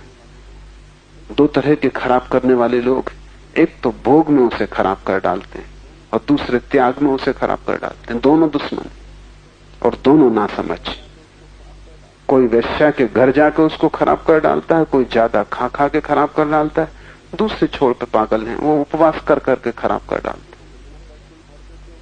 या तो तुम इतना पेट्रोल भर देते हो कि भीतर बैठने की जगह न रह जाए, और या पेट्रोल भरते ही नहीं, बस दो अक्कियों पे तुम चलते हो। जितनी जरूरत है उतना दे दो। नौकर की भी चिंता तो करनी ही होगी, उसकी फिक्र रखनी होगी, लेकिन फिक्र से कोई नौकर मालिक नहीं हो जाता। बुद्धि के वश होने से सत्व की सिद्धि होती है, और जैसे जैसे तुम्हारी बुद्धि वश में आती जाएगी, जैसे जैसे तुम साक्षी होते जाओगे, वैसे वैसे तुम पाओगे कि भीतर का जो सत्व है, तुम्हारी जो आत्मा है, तुम्हारा जो वास्तविक अस्तित्व है, वो सिद्ध होने लगा। बुद्धि के भ्रष्ट होने से संसार, बुद्धि के वश होने से आत्मा। बुद्धि मालिक हो तो संसार, बुद्धि गुलाम हो जाए तो परमात्मा। बुद्धि सीढ़ी है,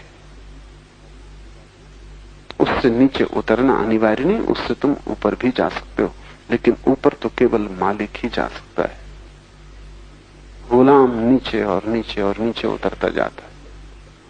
और बुद्धि की गुलामी बड़ी खतरनाक है, क्योंकि वो एक की गुलामी नहीं, बुद्धि तो भीड़ है। अभी कहती क्रोध करो, क्षण भर बाद कहती पश्चाताप करो। एक विचार कहता है भोगो संसार, दूसरा विचार कहता है जाओ खोजो मोक्ष। एक विचार कहता है धन इकट्ठा कर लो, चोरी भी करनी पड़े तो कोई हर्ज नहीं, दूसरा विचार कहता है ये पाप है। ऐसा अनंत विचार है, और उन अनंत विचारों का जोड़ बुद्धि है। बुद्धि अगर एक विचार होती तो भी जीवन में शांति हो सकती थी, लेकिन वो एक विचार भी नहीं, वो तो भीड़ है, वो तो बाजार है। बुद्धि की हालत ऐसी है जैसे कि स्कूल हो, क्लास लगी हो, शिक्षक मौजूद हो, तो बच्चे बैठे पढ़ रहे हैं, सब शांत है। शिक्षक बाहर चला गया, उपद्रव, मारपीट शुरू हो गई, किताबें फेंकी जा रही, स्लेटें फोड़ी जा रही, टेबल उल्टा दी गई है, तख्ते पर कुछ कुछ लिखा जा रहा है, गाली गलौज बकी जा रही। ये सब बच्चे, अब इनका कोई मालिक नहीं, इनका कोई देखने वाला नहीं। शिक्षक भीतर कमरे में वापस आ जाता, एकदम सन्नाटा, सब किताबें अपनी जगह पे आ गई, लड़कों की नजरें नीचे झुक गई, वो अपने काम में लग गए। जैसे ही तुम्हारी मालकियत भीतर आती, बुद्धि एकदम काम में लग जाती। जैसे तुम्हारी मालकियत खो जाती है, बुद्धि एक उपद्रव, एक अराजकता है। और इस अराजकता को मान के चलना बड़ा कठिन है, क्योंकि ये कहीं भी नहीं ले जा सकती। यहां कोई एक स्वर थोड़ी है, अनंत स्वर है। महावीर का वचन है कि मनुष्य बहुचित्तवान है, वहां एक चित्त नहीं है, बहुचित्त है। और महावीर के इस वचन को आधुनिक मनोविज्ञान समर्थन देता है। आधुनिक मनोविज्ञान कहता है मनुष्य पोलीसाइकिक, बहुचित्तवान है। एक मन नहीं है तुम्हारे भीतर, अनंत मन है। जैसे एक नौकर हो और अनंत मालिक हो, और सब आज्ञाएं दे रहे हैं, और नौकर पगला जाएगा, किसकी माने, किसकी न माने। ऐसे ही तुम पगला गए हो। एक को खोजो ताकि शिक्षक क्लास में वापस आ जाए। एक को खोजो ताकि गुलाम जो बहुत है अपनी अपनी जगह बैठ जाएं। एक मालिक हो तो तुम्हारे जीवन में दिशा आएगी, सत्व की सिद्धि होगी, तुम अपने को जान सकोगे। और इससे, इस सत्व की सिद्धि से सहज स्वातंत्र फलित होता है। अभी जब तक तुम बुद्धि को मालिक बनाए हुए हो, तुम गुलाम रहोगे। जैसे ही सत्व की सिद्धि होगी, सहज स्वातंत्र फलित होगा। ये समझ लेना जरूरी है कि सहज स्वातंत्र क्या है। सिर्फ स्वातंत्र क्यों ना कहा, सहज क्यों? थोड़ा सूक्ष्म है। दो तरह की स्वतंत्रताएं होती हैं। एक स्वतंत्रता तो होती है जो किसी के खिलाफ होती। जब स्वतंत्रता किसी के खिलाफ होती तो वो स्वच्छंदता हो जाती, वो वास्तविक स्वतंत्रता नहीं। तब तुम विपरीत चलने लगते हो। जैसे बुद्धि कहती क्रोध करो, तो अगर तुम उल्टा चलना लगो, क्या बुद्धि कहती क्रोध करो, हम क्रोध तो नहीं करेंगे, हम क्षमा करेंगे। बुद्धि कहती मार डालो इसको, तुम कहते हो हम मारेंगे तो नहीं, अपनी गर्दन इसके सामने रख देंगे कि तुम मुझे मार डाल।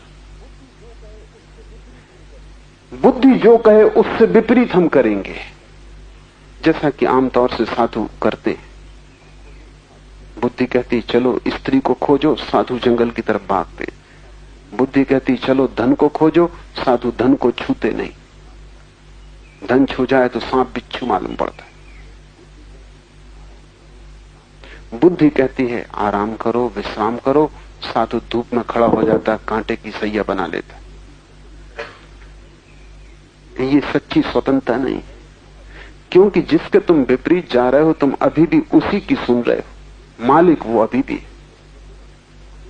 इसे थोड़ा समझो, ये थोड़ा जटिल है, क्योंकि तुम्हारी लड़ाई जारी है। अगर तुम मालिक हो गए तो लड़ाई खत्म हो जाती। गुलाम गुलाम, उससे क्या लड़ना। तुम्हारे घर में कोई गुलाम है और वो मालिक हो गया है। वो तुमसे कहता है कि नीचे बैठो तो तुम नीचे बैठते हो, तुमसे कहता है खड़े हो जाओ तो तुम खड़े हो जाते हो। तुमने तय किया कि अब हम इस गुलाम के विपरीत चलेंगे, तब भी वो तुम्हारा मालिक रहेगा। अब वो कहता है बैठो तो तुम खड़े हो जाते हो। मानते तुम उसकी नहीं हो, लेकिन फिर भी तुम उसी की मान रहे, क्योंकि वही तुम्हें गतिमान कर रहा है। और गुलाम जरा होशियार हुआ तो जब उसे तुम्हें बिठाना हो तब वो कहेगा खड़े हो जाओ, तो तुम बैठ जाओ।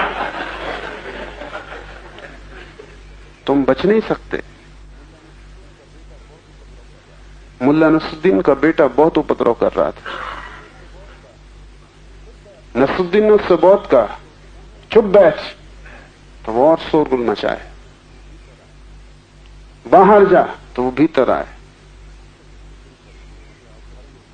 आखिर नसरुद्दीन परेशान हो गया, और घर में मेहमान थे, और मेहमानों के सामने बच्चे ज्यादा उपद्रव करते, क्योंकि मेहमानों के सामने सिद्ध करने का सवाल होता है कौन असली मालिक है। बाप के बेटा। तुम क्या हम, इसलिए बच्चे साधारणता शोरगुल न करेंगे, अपने काम में लगे रहेंगे। घर में मेहमान आया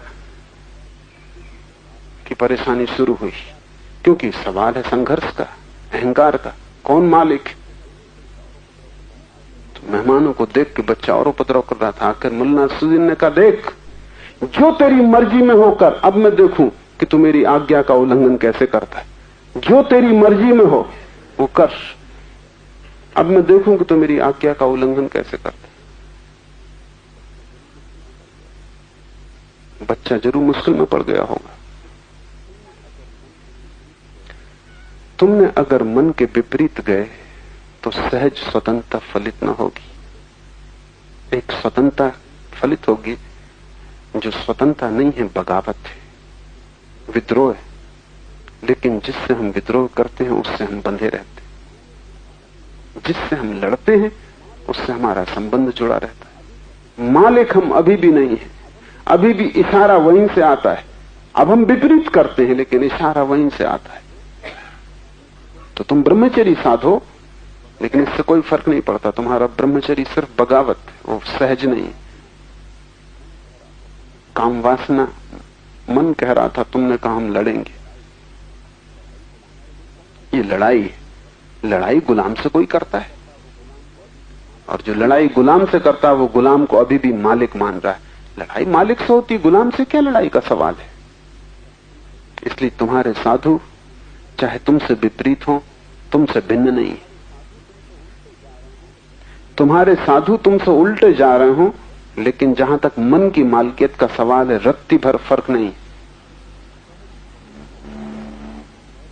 सहज स्वतंत्रता बिल्कुल और बात है। सहज स्वतंत्रता का अर्थ ये, मैं मालिक हूं, इसलिए अब मन की मानना या न मानना दोनों सवाल नहीं। मन के पक्ष में जाना या विपक्ष में जाना दोनों सवाल नहीं। अब मैं मन को आज्ञा देता हूं। अब मैं आज्ञा मानता नहीं। आज्ञा मानने के दो ढंग हैं, मानूं या विपरीत जाऊं, लेकिन दोनों ढंग मानने के ही। बुद्धि जब मालिक हो जाती तो उसकी मालिकियत दो तरह की हो सकती है, नकारात्मक और विधायक। तुम चाहो ग्रस्त हो सकते हो, तुम चाहो साधु हो सकते हो, लेकिन फर्क ना पड़ेगा। इसलिए तुम्हारे साधु ग्रस्त के उल्टे रूप है, शीर्षासन करते हुए, कोई फर्क नहीं। और ग्रस्त से ज्यादा तकलीफ में, क्योंकि पैर पर खड़े होना ज्यादा आसान, सिर पर खड़े होना निश्चित ही ज्यादा कठिन। नहीं तो प्रकृति तुम्हें सिर पे ही खड़ा हुआ बनाती। तुम जो कर रहे हो वो उससे विपरीत कर रहे हैं। तुम इकट्ठा कर रहे हो, वो त्याग कर रहे हैं। तुम शरीर की सुरक्षा कर रहे हो, वो शरीर को असुरक्षित छोड़ रहे हैं। तुम शरीर के लिए अच्छी सैया बना रहे हो, वो कांटे कंकड़ बीन रहे हैं। लेकिन तुमसे ठीक विपरीत, तुम भोजन का स्वाद ले रहे हो, वे उपवास कर रहे हैं, अनशन कर रहे हैं। तुम अच्छे वस्त्रों में ढके बैठे हो, वे नग्न हो गए। ये सहज स्वातंत्र नहीं, ये स्थिति तनाव की, इसमें सहजता नहीं। इसलिए सूत्र कहता है, बुद्धि के वश होने से सत्व की सिद्धि होती है, धीव सात सत्व सिद्धि, और इससे सहज स्वातंत्र फलित होता है। तब तुम स्वतंत्र हो। तब तुम मन की तरफ नहीं देखते कि वो क्या कह रहा है, मैं क्या करूं और क्या न करूं। तब तुम मन की तरफ देखते ही नहीं। तब तुम्हारा कर्तव्य सहज होता है। तब तुम मन से सचमुच मुक्त हो गए। तब तुम ही निर्णायक होते हो, मन तुम्हारे पीछे चलता है। लेकिन ये तभी घटित होगा जब तुम मालिक हो जाओ। मालिकियत घटित होगी जब तुम साक्षी हो जाओ। मन से लड़ना मत, अन्यथा सहज स्वातंत्र कभी फलित ना होगा। तुम लड़े कि तुमने मन को अपने बराबर मान लिया। तुम जिससे लड़ोगे उसको तुमने समान अधिकार दे दिया।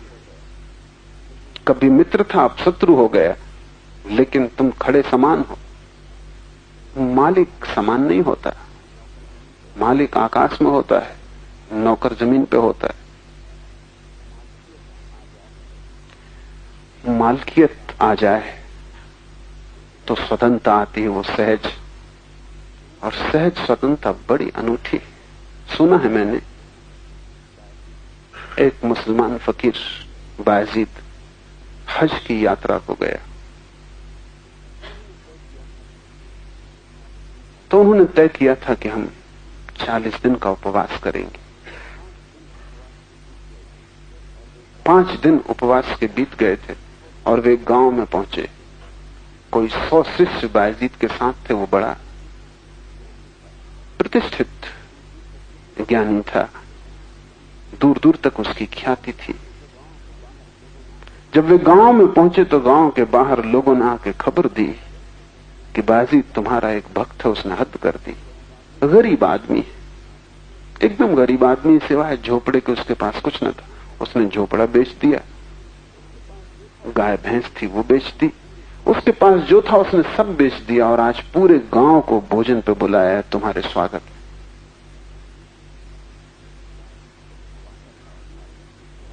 बायजीद तो उपवासा था और 40 दिन उपवास रखना था। शिष्य भी उपवासित थे और 40 दिन उपवास रखना था। बायजीद पे तो कोई तनाव न हुआ, शिष्य बड़े तनाव से भर गए, लेकिन शिष्य जानते थे कि भोजन तो करना नहीं है। पहुंचे, बायजीद तो बैठ गया थाली पर। शिष्यों को बड़ी बेचैनी हुई। जब गुरु बैठ गया तो वे भी बैठे, लेकिन बड़ी गिलानी से। और उन्होंने कहा, क्या बायजीद भूल गया? क्या इतनी जल्दी स्मरण खो गया? या कि बायजीद भोजन के रस में आ गया? मना करना था। हम 40 दिन का उपवास किए हुए हैं। जब तक हम हज की यात्रा पर पूरे न पहुंच जाएं, वहीं जाके भोजन लेना है। और ये क्या बात हुई? व्रत लिया और 5 दिन में टूट गया। लेकिन हम भीड़ के सामने कुछ कह भी ना सकते थे। भोजन कर लिया, लेकिन बड़ी गिलानी से किया, बड़ी तकलीफ से किया। और बायजीद की तरफ देखें तो बड़े हैरान हो, बड़े मजे से भोजन कर रहा है। कोई बेचैनी नहीं है, कोई तकलीफ नहीं। रात जब सब लोग चले गए तो शिष्य गुरु पर टूट पड़े। उन्होंने कहा, यह हद हो गई, हम भोजन नहीं कर सकते थे और आपने किया, इसलिए आपके पीछे हमको भी करना पड़ा। बायजीद ने कहा, इतने परेशान क्यों होते हो? उसने इतने प्रेम से बनाया था कि उपवास तोड़ने जैसा था। और उसके प्रेम को तोड़ने से नुकसान ज्यादा होता। उपवास के तोड़ने से कोई नुकसान नहीं हुआ। हम 5 दिन और उपवास कर लेंगे। 40 दिन पूरे करने, 40 दिन 45 दिन कर लेंगे। उसका प्रेम टूटता, उसे हम कभी न जोड़ पाते। उसके हृदय को चोट लगती, उसको जोड़ने का कोई उपाय न था। उपवास ही करना है ना। ये 5 दिन भूल जाओ, आगे 40 दिन फिर कर लेंगे। फर्क, शिष्य की स्वतंत्रता सहज नहीं। उनको तकलीफ जो हो रही वो ये कह रहे, मन की सुन ली। मन तो कह रहा था कि करो भोजन, हम लड़ रहे थे कि न करेंगे, और मन की सुन ली, गुलामी आ गई। बायजीद मालिक है। ये अपने हाथ में है कि उपवास रखना कि तोड़ना। इसमें मन की कोई बगावत नहीं है, मन से कोई विरोध नहीं है, मन का कोई मानना नहीं। हम मालिक हैं। उपवास रखना तो उपवास रखेंगे, नहीं रखना तो नहीं रखेंगे। निर्णय हमारा होगा।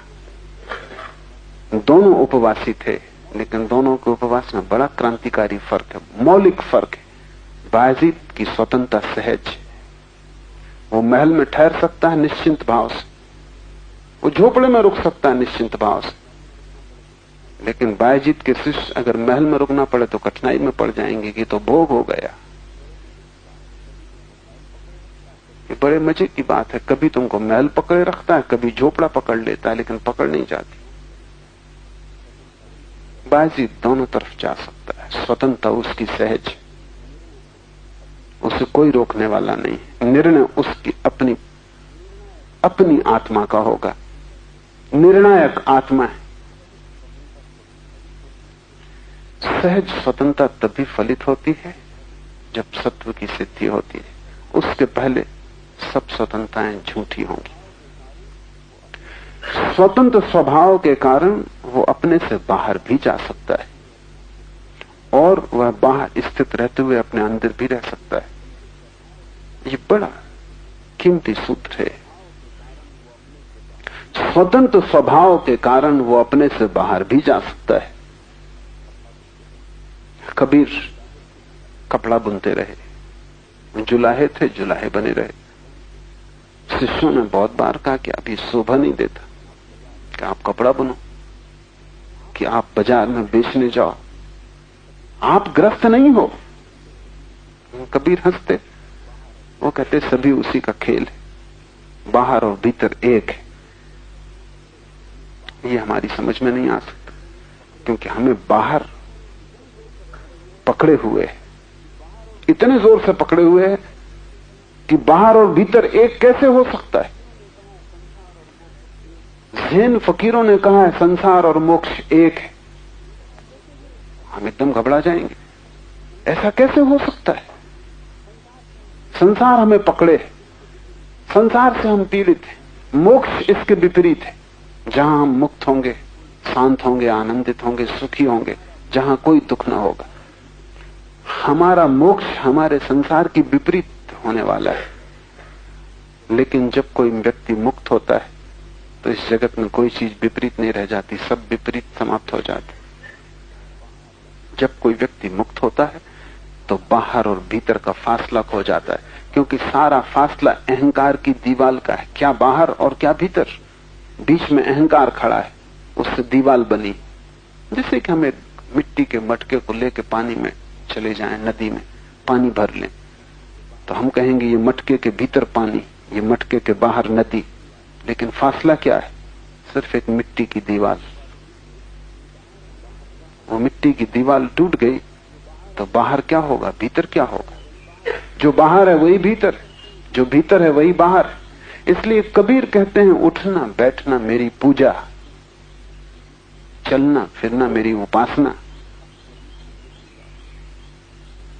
अब कबीर मंदिर नहीं जाते, क्योंकि अब दुकान और मंदिर में कोई फासला नहीं। अब कबीर बाजार से नहीं भागते हिमालय, अब बाजार और हिमालय में कोई फासला नहीं।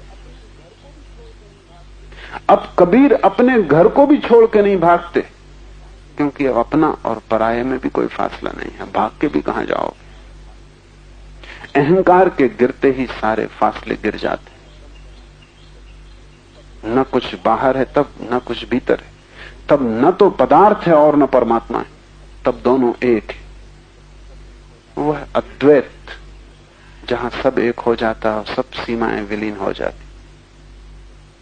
लेकिन वो तभी होता है जब जीवन में सहज स्वतंत्रता फलित हो। तो ऐसा व्यक्ति स्वतंत्र स्वभाव के कारण वो अपने से बाहर भी जा सकता है, और वो अपने बाहर स्थित रहते हुए अंदर भी रह सकता है। उसे कोई बाधा नहीं। वो महल में रहे तो भी सन्यासी, वो सन्यासी होके सड़क पे खड़ा रहे तो भी महल में। उसके पास करोड़ों रुपए का ढेर लगा हो तो भी वो अपरिग्रही, और उसके पास कुछ भी ना हो तो भी उससे बड़ा परिग्रही नहीं, क्योंकि सारा संसार उसका है। पर कठिन है हमें पहचानना, क्योंकि हम एक हिस्से से परिचित हैं, वो जो घड़े के भीतर जल है। घड़े के बाहर वो अलग मालूम होता है। तुम्हारे भीतर जो छिपा है वही तुम्हारे बाहर भी है।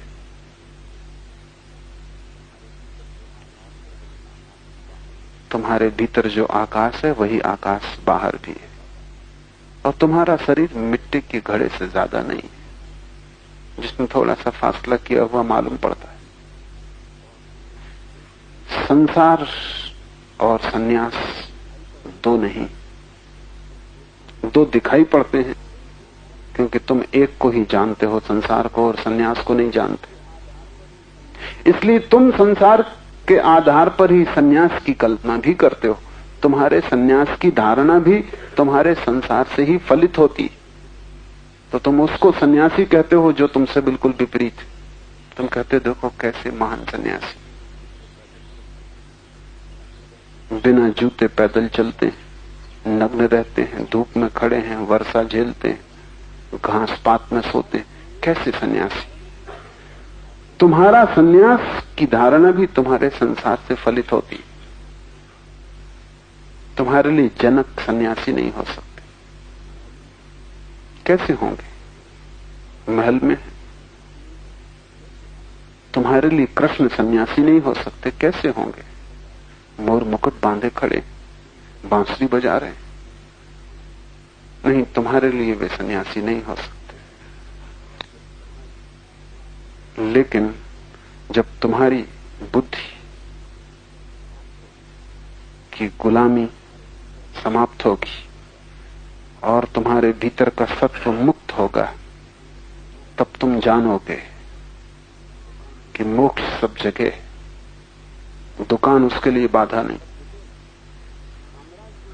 मोक्ष सब जगह, साम्राज्य उसके लिए बाधा नहीं, क्योंकि मुक्त तुम्हारी अपनी अनुभव की दशा है। तुम मुक्त हुए कि सब तरफ से संसार खो जाता है। बाहर भीतर सब एक है। पूजा और दुकान बराबर है। तब व्यक्ति जीवन को स्वीकार कर लेता है जैसा है। उसमें फिर रत्ती भर भेद करने की कोई जरूरत नहीं। इसलिए ऐसा भी हुआ कि कसाई भी ब्रह्म ज्ञान को उपलब्ध हो गए। ऐसा हुआ कि परम ग्रस्त भी ब्रह्म ज्ञान को उपलब्ध हो गए। और ऐसा भी होता है कि सब छोड़ के भागा हुआ सन्यासी भी भटकता रहता है और ब्रह्म ज्ञान को उपलब्ध नहीं हो पाता। ये सूत्र आत्यंतिक है। स्वतंत्र स्वभाव के कारण वो अपने से बाहर भी जा सकता है और बाहर स्थित रहते हुए अपने अंदर भी रह सकता है। अब वो मुक्त है। अब उसकी कोई परिभाषा नहीं। अब तुमने अगर परिभाषा की तो तुम उसे न पहचान पाओगे। अब वो अपरिभाष्य है। अब उसका कोई लक्षण नहीं। अब बहुत कठिन है कहना कि तुम उसे कहां पाओगे। अब वो कहीं भी हो सकता है। ऐसा हुआ कि एक वर्षा काल के पूर्व बुद्ध का एक भिक्षु गांव में गया और एक वेश्या उस पर मोहित हो गई। भिक्षु था भी सुंदर, और फिर भिक्षु का एक अलग ही सौंदर्य है जो साधारण आदमी का नहीं हो सकता। जिसने सब छोड़ा है उसके भीतर एक आभा प्रकट होनी शुरू हो जाती। जिसने व्यर्थ को अलग कर दिया है उसके भीतर सार्थक के फूल खिल जाते। उसके जीवन में एक महिमा प्रकट होती जो साधारणता नहीं प्रकट होती। उस नाचते हुए आनंदित भिक्षु को देखकर वो वेश्या अगर मोहित हो गई तो स्वाभाविक है। वेश्या बड़ी सुंदर थी। सम्राट उसके द्वार पे दस्तक देते थे। सभी को उससे मिलने का मौका भी नहीं मिल पाता था। बहुमूल्य उसके साथ एक क्षण का पाना था। वो भागी हुई स्वयं भिक्षु के पास आई सड़क पर और उसने कहा कि इस वर्षा काल का मेरा निमंत्रण स्वीकार करें और इस वर्षा काल मेरे घर रुक जाएं। भिक्षु ने कहा, पूछ लूंगा अपने गुरु को, जैसी उनकी आज्ञा। भिक्षु ने ना तो कहा हां, ना कहा ना। भिक्षु ने कहा, पूछ लूंगा अपने गुरु को। दूसरे दिन सुबह उसने बुद्ध को पूछा, निमंत्रण एक वेश्या का मिला है, मैं क्या करूं? बुद्ध ने कहा, जब वेश्या तुमसे नहीं डरी तो तुम वेश्या से क्यों डरोगे? मेरा सन्यासी इतना कमजोर कि वेश्या से डर जाए? तुम जाओ, वर्षा काल का निमंत्रण मिला, रहो। बाकी भिक्षुओं में बड़ी बेचैनी हो गई, क्योंकि अनेक भिक्षुओं ने राह से गुजरते उस वेश्या को देखा ही था। सुंदर थी। अनेक के मन में वासना भी उठी थी। अनेक ने चाहा होता कि उन्हें निमंत्रण मिलता है। एक भिक्षु खड़ा हो गया और उसने कहा कि ये उचित नहीं हो रहा है। सन्यासी और वेश्या के घर ठहरे, ये बात ठीक नहीं, इससे भ्रष्ट होने का डर है। बुद्ध ने कहा अगर तुम्हें निमंत्रण मिला होता तो मेरी आज्ञा न मिलती। तुम्हारे भ्रष्ट होने का डर, क्योंकि तुम्हें अभी बाहर भीतर का फर्क है। पर जिसे मैं भेज रहा हूं, जानकर भेज रहा हूं, वो बाहर रहे कि भीतर रहे कोई फर्क नहीं पड़ता है। फिर भी भिक्षुओं का मन न माना और उन्होंने कहा आप गलती कर रहे हैं, इससे गलत नियम का सिलसिला शुरू होगा, मर्यादा टूटेगी।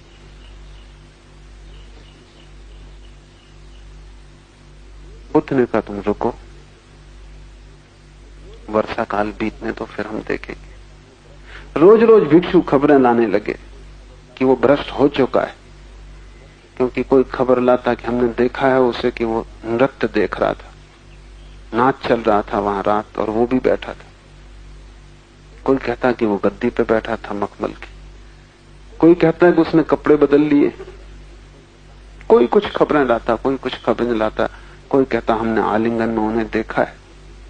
बुद्ध कहते कि वर्षा काल बीत जाने दो, जल्दी क्या है, तुम अफवाहें क्यों लाते हो, तुम्हें प्रयोजन क्या है, तुम भ्रष्ट नहीं हो रहे हो। जो भ्रष्ट हो रहा है वो वर्षा काल के बाद वापस लौटेगा। वर्षा काल के बाद भिक्षु वापस लौटा और उसके पीछे वैश्या साथ आई और उस वैश्या ने बुद्ध से कहा कि मुझे भिक्षुणी बना ले। भिक्षु जीत गया, मैं हार गई। मैंने सब उपाय किए और उसने किसी भी उपाय में बाधा न डाली।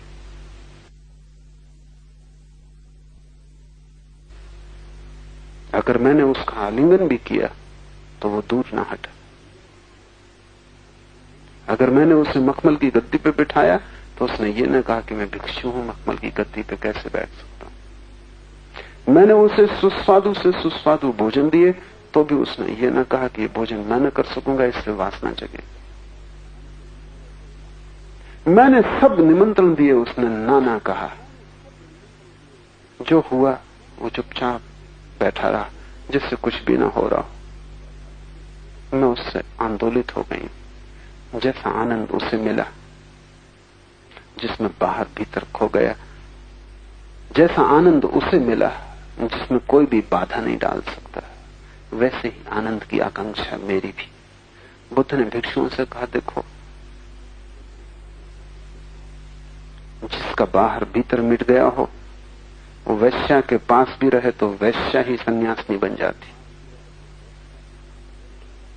तुम अगर वैश्या के पास जाते तो तुम वैश्या की छाया बन जाते। एक तो शुभ है जो अशुभ से डरा होता है, वो कुछ बहुत मूल्य का नहीं। साधु असाधु से डरा होता है, संत असाधु से डरा नहीं होता। संत दोनों के पार चला गया। संत वही है जिससे अब कोई भी स्थिति बदल ना सके, वो बाहर रह के भी भीतर ही बना रहता। वो संसार में भी रहे तो भी संसार उसके भीतर प्रवेश नहीं करता।